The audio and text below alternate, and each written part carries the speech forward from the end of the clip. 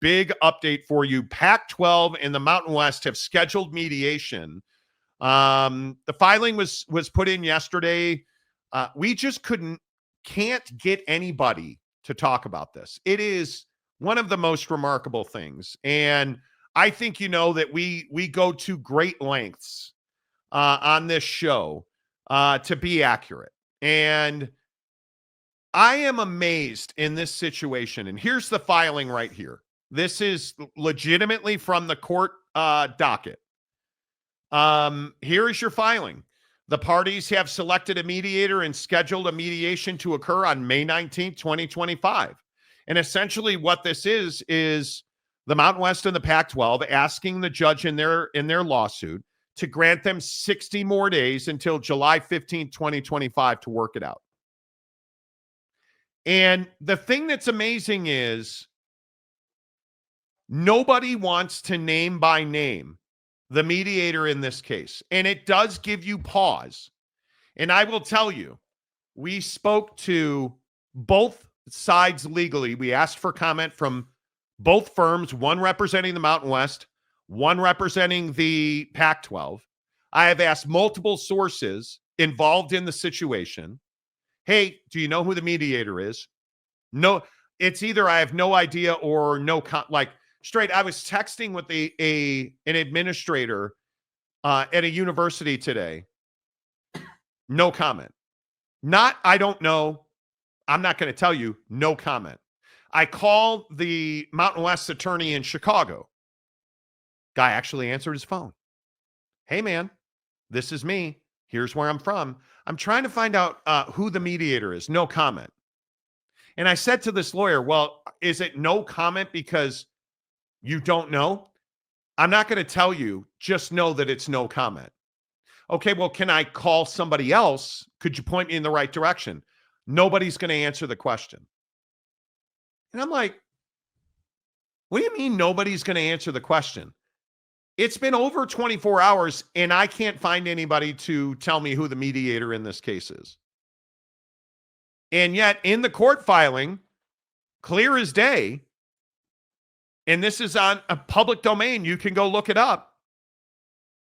It straight up says the parties have selected a mediator and scheduled mediation to occur on May 19, 2025.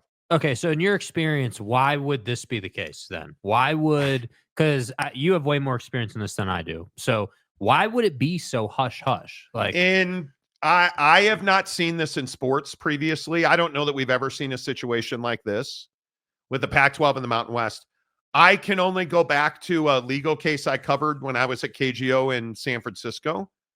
And it's usually because the mediator is controversial. It is, that's all I can think of. Because a mediator is not an arbitrator. They're not going to make a decision. A mediator is essentially a rudder. You have two sides sitting in a session, and the mediator is trying to guide and direct the conversation to a resolution that's amenable to both sides. And it should really not be controversial. But nobody seems to want to talk about who the mediator is. And I was talking to another source at a university in the Mountain West who was, I think nervous is the word, because this process is this source at this school told me has taken far too long and cost both sides far too much money. I would agree with that. And I think, because I've talked to people in the Pac-12, in that ecosystem currently and previously, who all agree the Pac-12 needs this resolution, and they need it right now, because it's holding up, by a lot of people's estimates, it's holding up a future media rights deal. It's holding up future expansion and membership. It's holding up getting all of the new members who are coming from the Mountain West to sign on the dotted line. Because I would remind you, what is significant about the date? What is significant about the date in this document? That date all the way down there at the bottom, July 15th, 2025. It cannot go that far. And why is that? Because the exiting members of the Mountain West, I believe it is a June 30th deadline they have to provide written notice and pay a $5,000 deposit towards their exit fee. That's now the process after the San Diego State debacle. That is now the process that is in place in the bylaws of the Mountain West. Yeah. For withdrawing early. Okay, so today is May 8th. So you have a month and a half. A month and a half, yeah. This is not a lot of weeks? time in mediation. Yeah. And you're not even going to mediation until May 19th. Do some math. That's 12 days before the end of the month. So you have 42 days to get this done. So that's why I keep posing just the question, right? Like, if you're the Pac-12, like, how committed are you truly to doing this? Because it really, really stands out to me that you're kind of on the clock now, right? Clock's ticking. You're running out of time. Like, these members that you're looking at adding to your conference haven't signed their stuff and notified the conference that they're leaving and paid their fine and all that. They haven't executed the process to leave the Mountain West yet. And it really, to me, in my head, the way I see it, just based on what we know so far, is the Pac-12 financially needs this to get done. The Mountain West needs it to get done as well, but is not nearly as desperate as the Pac-12 is to get it done. But it would be really nice if this could get done so they could get on with getting on. The Pac-12, I think the Pac-12 is in a financial, a very interesting financial position. Yeah.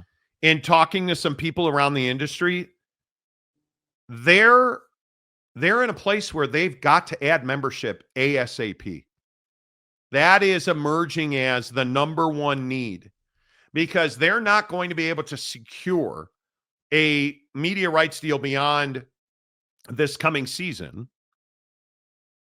They're not going to be able to do that without names and pens put to paper. It's a very difficult, delicate process for the Pac-12, and they need the money that they are trying to get. Every penny they don't have to pay the Mountain West helps them. And I think when you look from the Mountain West side of it, the Mountain West, their financial future is more secure than the Pac-12, but the Mountain West needs to get on with the business of the future. Right. I think there is more leverage against the Pac-12. They've got to get this done. And so my question is, with that being the case, how committed are you to being your own conference? Because being that you're in that financial position, let's say that, you've got your mediation starts, you get this worked out, let's assume it's best case scenario for the Pac-12 and you get some type of discount negotiated for the exit fees and you get what you want. Okay, this is all done. You've been able to move on. Even at that point, you're still, in my opinion, going to struggle to thrive as a conference. I would agree. Because we don't know what that media rights deal is going to be. We, not only us on this show, but it's been widely reported that the media rights deal that you're potentially looking at doing is somewhere in the neighborhood of $8 million per school per year. The max, depending on who you ask, is 10. My opinion is it'll be 8. That's what I think the number is. That's what I feel good putting it at. So even if that's the case, even if you get that done, you're still not thriving as a conference. And the real hard part is you look at the makeup of the conference and you start to ask yourself, okay, well, if this all gets done and they're a conference and they're moving forward and everything, how is it that they're going to go about going from being really, really tight financially and struggling to winning more and getting college football playoff shares? And again, it's not to say none of their teams would go to the basketball tournament, but however many teams go in, how do you make deeper runs in the basketball tournament? Like, how do you last even 5 years on that financial setup? They will be fighting each other for everything: branding dollars, TV dollars, recruits, talent, staff. Like, because neither one of them is going to, in my opinion, be in a position in the short term to do anything other than keep up with the pace. You're not going to be able to get ahead of any curves. You're not going to be able to make exponentially more money. You're not going to be able to, because you're constantly getting henpecked by the other one. They need to merge. And I think I'm very curious what this question, what's an acceptable outcome for the Pac-12 and the Mountain West in mediation? You should merge. The Pac-12 has a very good brand. I think that Gloria Nevarez and her constituents in the Mountain West have made it very clear. They've broached merging multiple times, and the Pac-12 has said no. The Pac-12 has got to come off of that. But and I think it's really important the why behind the no, I think is the real crux of the problem here. Because in my opinion, I think the why of the no is just simply pride. You don't want to acquiesce and say, "Hey, you know what? It is actually better for everyone involved if we did merge." And you don't, as Teresa Gould, in my opinion, want to give up your post because inevitably, as part of a merger in that negotiation, Gloria Nevarez would be the commissioner of that conference. And frankly, Teresa Gould and company would not have any power over that because they don't have the numbers. But listen, I've had multiple people tell me that Gloria has made it clear if that's the deal breaker, she would not force herself or try to force herself into a position. I think there are multiple candidates to be the commissioner of that league, least of which is Scott Barnes at Oregon State. I can think of a number of people.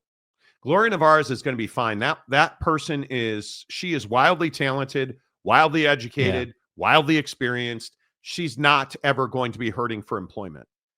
I think she understands, if nothing else, Gloria Nevarez understands the peril that her membership faces. Whether that's significant or insignificant, I don't know. I'm not the guy to judge that. Yeah. But I am really curious to know if the Pac-12 understands the jeopardy that they currently face. And I think the hardest part, if you are anybody, including the exiting members of the Mountain West, how can you have confidence that Teresa Gould, who is old school Pac-12, how can you have the confidence that she's the right person to helm that league and to helm a new entity? Or I think you need to go outside and find a fresh view, a fresh mind, who's a proven administrator, who can move you through to whatever the next incarnation is. And I really hope it is a combination of these two leagues. And I will tell you again, I'm a big believer that Gloria Nevarez should be the commissioner of that league. She's done a very good job. Well, and that's why I'm saying, like, I don't disagree with the sentiment that, hey, if they merge and she's not the pick, she's not going to stand in the way. But you can't tell me that the members of the Mountain West aren't sitting there saying, man, like, this makes sense. Like, let's use our strength in numbers to push forward a merger. Let's have Gloria run this because she's done a great job. Why would we bring in a new commissioner when she knows all of our numbers? She knows how this conference works, and we would just add the Pac-2 to what we have already and call it a day. Like, that's why I'm saying, how committed is the Pac-2, to becoming a conference again? Because I just don't. I don't know. Maybe there's a piece we're missing here. I've thought about this at length, after shows, at night, during the day. Like, I've thought about, like, okay, what is the thing that just makes them so confident that they would be able to thrive and move forward and be this new conference unto themselves, a rebranded Pac-12? Like, what makes you think that you're gonna come out here, be a conference again, and just be in such a great spot? That's what I can't understand right now. Like, if you said to me, hey, if if they can get through this mediation process and become a conference, they've got a $15 million a year per school deal waiting for them, then I'd be like, okay, cool, that makes sense, dude. Now we have enough money for everybody. Now we can actually talk about growing and doing things. But I just don't think that's the case. Yeah, so I don't know how that works. I don't know. I think it's one of these situations where I truly don't know what's going to happen or what the outcome here is going to be. But again, I really try to keep in touch with sources in the TV industry, sources at universities. I don't think that there's much on the line from the I talking to a TV guy today and yesterday, like I'm shocked, but they had no idea that there was even a mediation. They're not following it. They're not following it. And I think when you look at the schools and the administrators we've spoken to, I think both sides have some real actionable items that have to be taken care of now. And everybody's biggest question is, how much are we going to spend on this and what's it going to take to get it over with? And I can only tell you that that's not from the Pac-12 or the Mountain West. That's across the board, because I can tell you people in the Pac-12 are tired of spending money on lawyers. They are tired of being in litigation because it has been a decade of litigation in the Pac-12.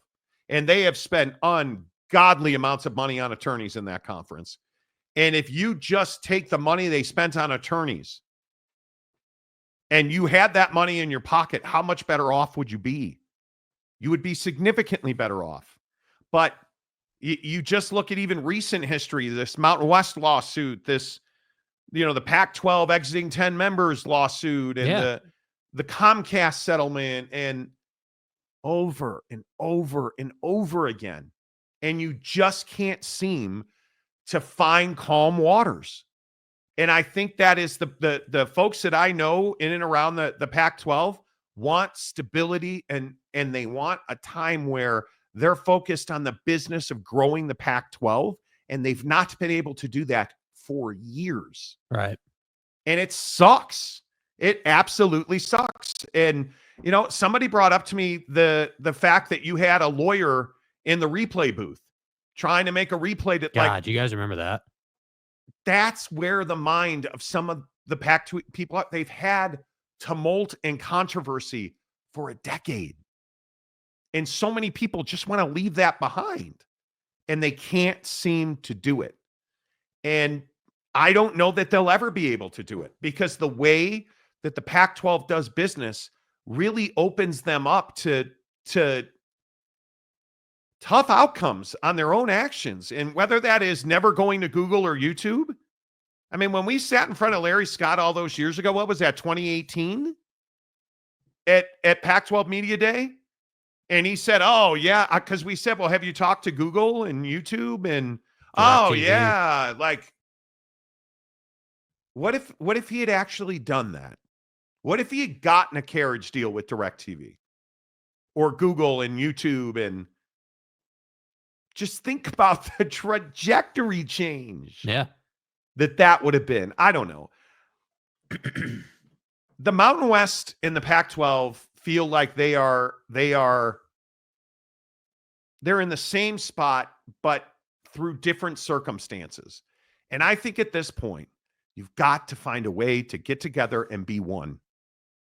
And I really hope that's the end outcome through mediation, because the fans in the Pac-12 deserve better than this. Doesn't make it feel good, though, that everyone's not trying to talk about who the mediator is, dude. No, it's an odd thing. And I think it would be a real shame if Gloria Navarez did not wind up being the commissioner of that league, because she's really good at her job. And I understand that Pac-12 fans want to, say heinous things about her. And I don't care how you measure it. Gloria Navarez has done just about everything she can do to put that league, the Mountain West, in a position to win.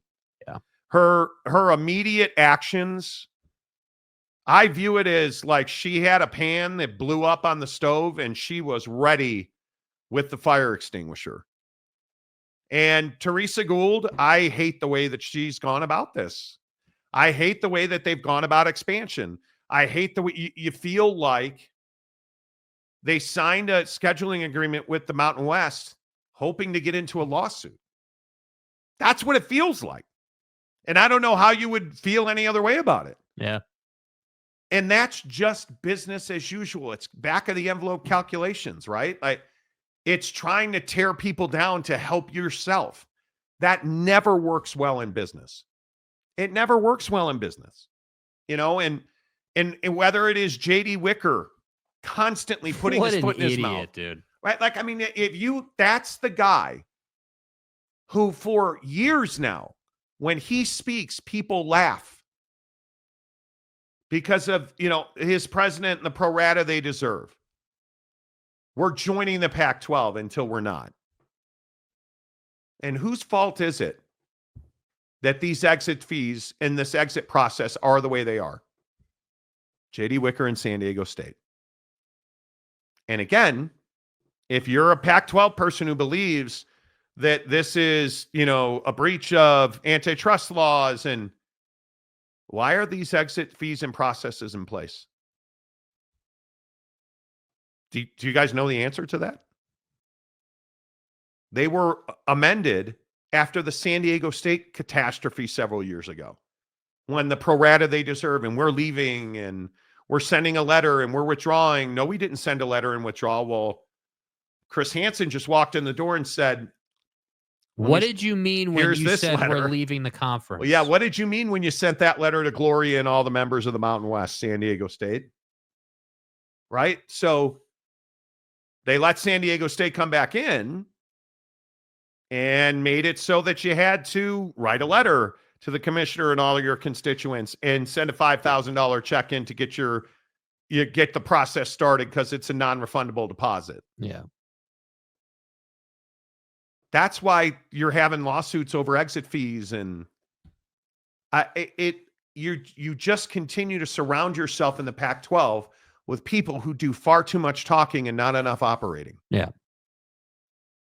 And it's the only reason that Oregon and Washington and USC and UCLA are in the Big Ten, because you couldn't operate, and things remain the same. It's why George Kliavkoff went on that show and said one of the stupidest things I've ever heard in back of the envelope calculations. It's why you tried to tear down UCLA to keep you roasted UCLA to try and keep them as a partner. You ripped them and tore them down and insulted them so you could stay in business with them. That's not how things work. Look at Brett Yormark with Texas and Oklahoma. You guys want to leave? Okay, let's talk about it. Let's find a way. Let's find a resolution. Pay us a little extra money, leave a little early. Okay, great. Everybody wins. Everybody wins. No drama. We're going to go get business. We're going to go get BYU in Houston and UCF in Cincinnati. Are you better without Texas and Oklahoma? Not by a stretch. Not close. You're not. But did it kill you? It didn't. And why didn't it kill you? Because USC and UCLA went behind the back of everybody else in the Pac-12, because that's how business is done in the Pac-12. 100%. Which is how you wound up having to pay poaching fees to the Mountain West. And why you're in mediation and why you're paying more lawyers, because you essentially, Because what did Gloria say about that? Come on. They extended the olive branch, but only to protect themselves, because they knew what was coming. Yeah. They knew you were going to try and get after their schools. It just sucks. The whole thing sucks. I'll continue to say, as somebody that was a passionate believer in Pac-12 football.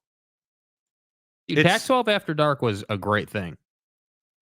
But again, I continue to tell you, Oregon and Washington, Oregon State was a power program. That school was walking down the aisle, and they had their gown and cap on, man. They were about to get their master's degree in power football programs. Not so fast. Yeah. And then the whole thing fell apart. Yep. Oregon, and I don't even mind saying, Oregon State is one of the biggest victims in all of sport. It's ridiculous how screwed Oregon State got. And it didn't ever have to happen. So, all right, let's get your comments in here on the Monty Show. As always, the comment section is presented by our friends at Prize Picks. Prize Picks, the official daily fantasy partner of the Monty Show. Yo, you think Dallas' Power 4 gonna drop 30 tomorrow? Why you tripping? Did you see his mom made a post about going to the game? What? Hold up. His mama gonna be there? He's been averaging like 34 points a game when she's there. At least 40 when she be on that Jumbotron. He don't like to let his mama down. Pick more, pick less. It's that easy. Cash in on your sports fandom with Prize Picks. Prize Picks, the official daily fantasy app of the Monty Show. Make sure that you download the app. Use the promo code Monty, M-O-N-T-Y, Monty, to open up a new Prize Picks account. You deposit $5. They'll give you 50 more. You can click the link in the description of the show or just download the app and use the promo code Monty. One of my baseball Prize Picks, and again, my formula, I think it's super easy to win. You make 3 picks and you flex play it. I do $20 flex plays. If you use demons, you can, like yesterday in baseball, thank you, Shohei Ohtani, $20 to win 140 because I had Shohei the money with 2.5 hits, runs, and RBIs. He had 3. As the Lawyers dismantled Miami. And then the mighty Mets. The Metropolitans, my guy, Francisco Lindor, 1.5 hits, runs, and RBIs. My dude had 5. Thankfully, the Cubs played in the afternoon. Yeah. So I didn't have to worry about it. And I wanted to take a picture. And I was like, dude, am I really going Christopher Sanchez? Is that how we're going to do this? Yeah, it is. 6 innings, 1 hit, no runs. I had him on 4 strikeouts. I took more. He had 5. Solid, dude. 20 to win 140. Life is good. I don't want to talk about the NBA because I got roasted in the NBA yesterday on Prize Picks. It's not good. It's not good at all. Backwoods Mike Smith used to show a good deal of whack games at night back in the day. That was when I watched college football all day into the midnight hour. Remember whack football when it was whack football? It was so whack. Jeff Woodward, the Beavers got screwed, but why were we surprised? Well, when you're in business with Kirk Schultz. The fuck. PAC After Dark, almost as good as Cinemax After Dark. Nothing is as good as, nothing is as good as Skinemax After Dark, right? Big Blue Horses. I think the leadership at Oregon State, their worst mistake was being influenced by the wrong people. Wazoo, San Diego State, and didn't act, then got caught in a bad position. It's sad fall from a P4 to a G5 oblivion. Yep. It really is. It is. I would agree with that take 100%. Yep.